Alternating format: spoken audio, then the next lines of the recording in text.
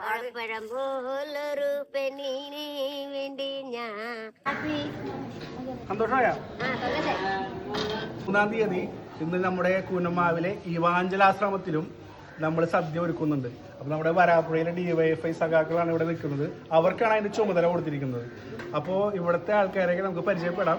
അപ്പോൾ അതിനു മുമ്പായിട്ട് നമ്മുടെ ഇവാഞ്ചലിലെ അമൽ ബ്രദറിൻ്റെ പ്രിയ ഇവിടെ ഉണ്ട്.